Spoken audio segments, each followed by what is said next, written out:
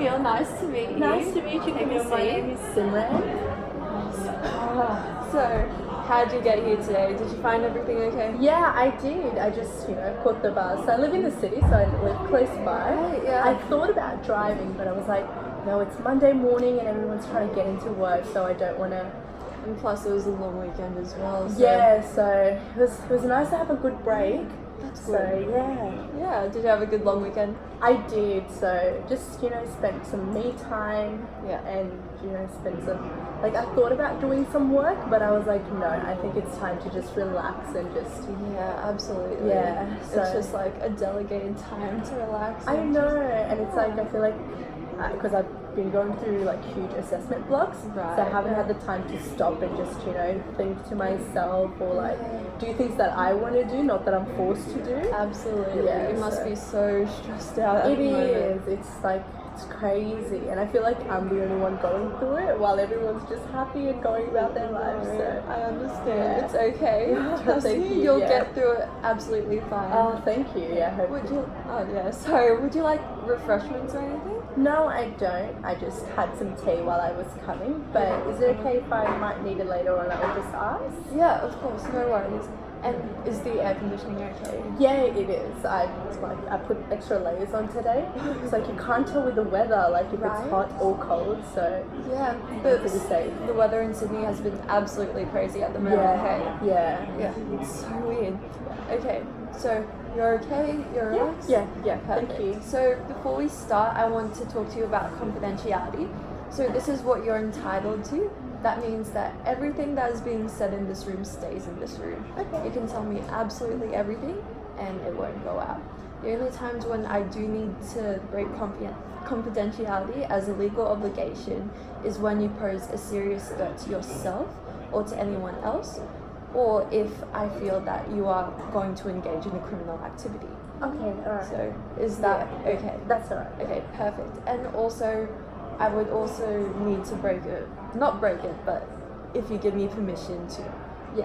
All right. Yeah. So yeah. unless you give me permission to say anything, everything else stays in this room. Is Okay. that Yeah, okay with yeah. you? Okay, perfect. Thanks for clarifying that. That's okay. I would also like to take notes during our All interview, right. if that's okay, Yeah. just so I can get some clarification on what you need to talk to me about with today. Yeah. Okay, so that's all good as well? Yeah. That's alright.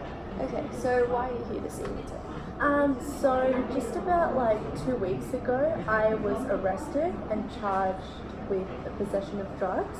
Yeah. So my boyfriend and I, we went to a music festival in Byron Bay, where, it was just a time for ourselves, just to spend time with each other and our friends that we went along with. But suddenly, there was a police raid and there were dog squads and I just got nervous because I've never really been to a music festival or there's police there, you know what I mean? So the dogs started coming closer to me and they started sniffing me and the police officer found drugs in my pockets and I was so shocked. I was really trembling at this point because I didn't know, they weren't mine. I kept on denying that, I didn't know whose they were, how they got in my pockets because there were a lot of people around. I just thought someone might have just slipped it into my pockets and I was so adamant, but they arrested me immediately and they didn't want to hear what I had to say and they took me to the police station right away. So I had. And even there, they started questioning me, where did you get them from? When were you going to use them? Just questioning me. And I strictly denied knowing anything because they genuinely not my drugs, right? So, but they thought I was being uncooperative, so they started they were threatening me with, oh, we could lock you up and things like that. And at this point, I was really scared. I didn't even have my boyfriend with me. I had no one with me. I was alone in the police station for about the first time in my life, and I didn't know what was going on. But luckily for me, there were a lot of arrests during the music festivals, apparently because a lot of people had drugs. So I was, they let me go home, but they issued me a court attendance notice, and they still charged me with the possession of drugs. So Okay. that's why I'm here to see you, because like I'm really confused about the situation. No worries. Thank you for telling me. No worries. Okay, if you don't mind, I'd like to ask you a few more questions just to get the whole story.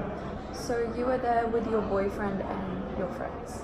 Yes. Yeah. Okay, and there was only a weekend at Byron Bay. Mm-hmm. Okay, perfect. So, do you know who put the drugs in your pocket? If you say that it wasn't. So when I went home after the police station, my boyfriend told me that he did put the drugs in my pockets, that it was his, and that's why, I'm like ready to plead guilty and take the charges on my behalf, because I want to avoid all this hassle and all these court, proceedings, because I don't even have time for myself, and like it's hard to make time for all of these like meetings and these court hearings. So I just want to plead guilty and just take it on myself, but they were his, and yeah. Okay. May I ask, why would you like to plead guilty? Well, my boyfriend is, a law student. He's in his final years of studying, and he does have a very good clerkship at a very high law firm, like a very high position law firm. Yes. So I don't want it to potentially threaten the prospects of his future. Yeah. And I'm not doing a law degree, so it's not really going to affect me in psychology. So I just think that it's better if I just take the charge on myself and plead guilty and avoid him the hassle and avoid myself the hassle as well. Okay, no worries. And may I ask, how's your relationship with your boyfriend? It's really good. I mean, so I do live with my boyfriend, and I live in his apartment in the city for free. And Okay, yeah, so I would say it's really good, and his family does pay for my tuition fees as well. okay. Yeah, so yeah. Alright. So, why does his family pay for your tuition fees? It's just, I think, because I can't afford it at this time and I don't work, and so I just think that it was their offering, they just, but they don't quite like me, which is ironic. So they don't like me, but that's why I'm trying to plead guilty for a crime that I didn't do. It's just so that I can show them that I really do care about them, and that I'm grateful that they're paying for all my tuition fees and they're letting me live with them in their home. It's just, yeah. Oh, okay. So, because of this, how's your relationship with his family? Because you said that they don't like you, why do you want to still plead guilty anyway?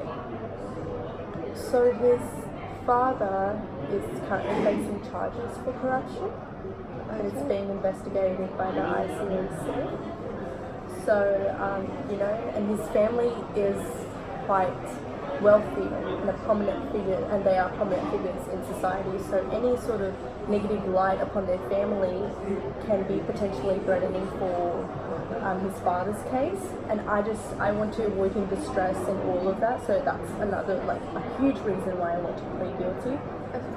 So yeah, just to keep him safe and avoid any sort of negative attention in their family, because I'm just a commoner. No one's really going to look into my records. I'm not of a wealthy family. So yeah, and it's, again, like I said, it's me trying to get in their good books as such. Okay. Well, thank you so much for coming in today.